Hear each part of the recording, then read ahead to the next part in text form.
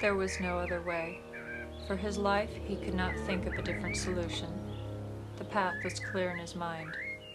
Toward the north lay the Appalachian Mountains. To the south, the swamp country. He knew the mountains well, but he would lose 2 days. Yet to reach Elizabeth's house by morning, there was only the eastern pass, through the Creek Nation, through sacred ground.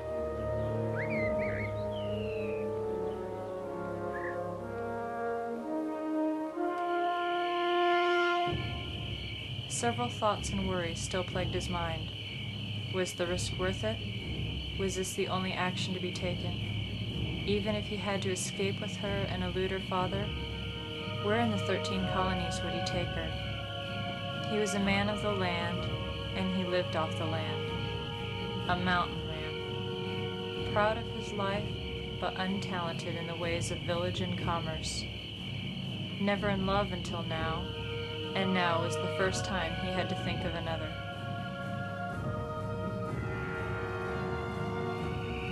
The image of her had been etched into his world since the first.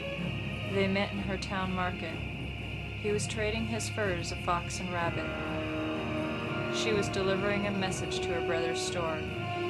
That's when she saw him. Nervously, she asked about the furs.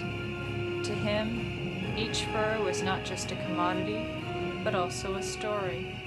She listened. In several more visits to the market, he found her time after time, waiting. They decided to ask for her father's permission, but her father, a wealthy plantation owner, saw only the filth on his clothes and the dirt beneath his nails.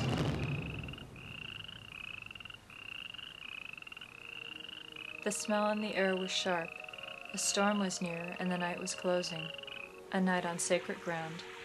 But he was far from his cabin, and all that was familiar was fading. Tales of Indian spirits were disturbing. In the trees surrounding him, the bodies of the dead were laid. He did not know if they were Creek or of some other more ancient people, but this was a place still for no living man. If the Creek found him, then there would be one more spirit damned to these woods. The last time he'd seen Elizabeth, her mood was dark. Her father was planning for her, but he could do nothing. He was afraid. She said if he did not come soon, she would run into the mountains in search of him. Her will was strong, and the fear that she may keep her word haunted him. He had to persevere and stand up to her father.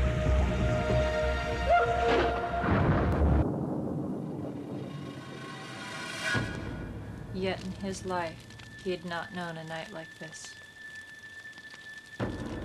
This forest made no noise. The only welcome sounds were the ones he made. Was the forest as dead as it had appeared in the day?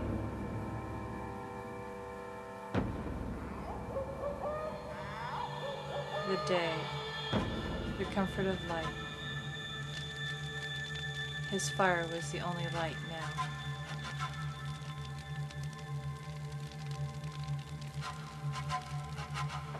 He had slept many a time in the mountains, out among nature. He knew the sounds. Those sounds were now gone.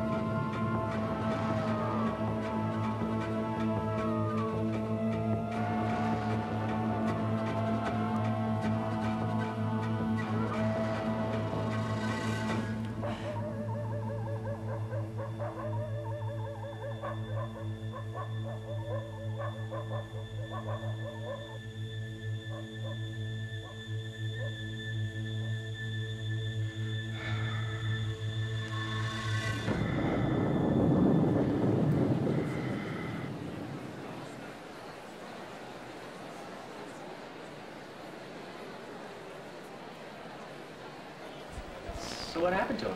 The mountain man? Well, yeah. Well, he went firing off into the woods, and his scream rose and then fell. And the next day he found that Elizabeth had run away from home. So afraid of what his cowardice may have brought, the mountain man disappeared into the woods and was never heard from again. That's awful.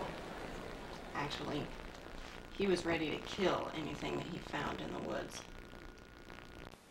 But at that moment, he wondered if it might be another, alone in the night, like him, scared.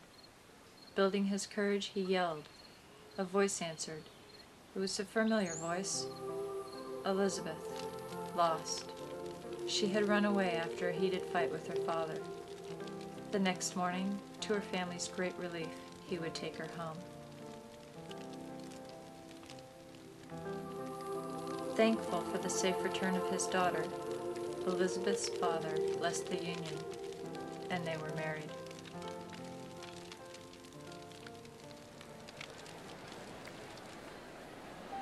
Is that true? Come on. There's something over here I want to show you.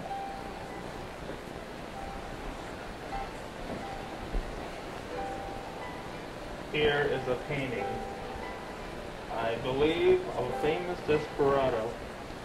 He was an outlaw who led the Plains Indians in raids against frontier towns. Would anyone care to hear his story?